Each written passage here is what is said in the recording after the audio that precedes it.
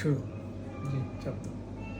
মাত্র 7 থেকে 15 দিন পরে কানের প্যাক খোলার পরে, অর্থাৎ আমরা এন্ডোস্কোপিক এয়ার সার্জারি করেছি, পর্দা লাগিয়েছি, কান না কেটে কানের পর্দা লাগানো। মাত্র 7 দিন পরে কানের অবস্থা দেখাচ্ছি আমরা।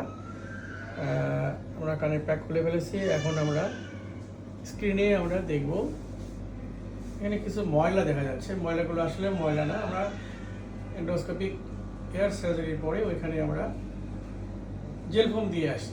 জেল ফোমটা রক্তের সাথে মিশে এরকম কালো কালো হয়ে যায়, কখনো কখনো ইনট্যাক্ট অবস্থায়, কিছু একটা ইনট্যাক্ট অবস্থায় আছে আর কিছু কালো হয়ে গেছে। এটা রোগীদের প্রতি নির্দেশ হলো যে এটা আপনারা কখনোই চুলকায় এই জেল ফোমগুলো বের করে দিবেন না, কারণ জেল ফোমগুলো একটা সাপোর্ট, কানের পর্দার জন্য একটা যথেষ্ট সাপোর্ট। এই সাপোর্ট হারালে কানের পর্দা নষ্ট হয়ে যাবে। তবে এই অবস্থায় আপনারা স্বাভাবিক চলাফেরা করতে পারবেন, খেতে পারবেন, সব কিছু করতে পারবেন। এটা সাবধানে চলবেন, কারণ যেন পানি ঢুকে না যায়। আর নাকের এবং কানের পাশাপাশি গলার যত্ন নেবেন, তাহলে কানের পর্দাটা সুন্দরভাবে লেগে যাবে।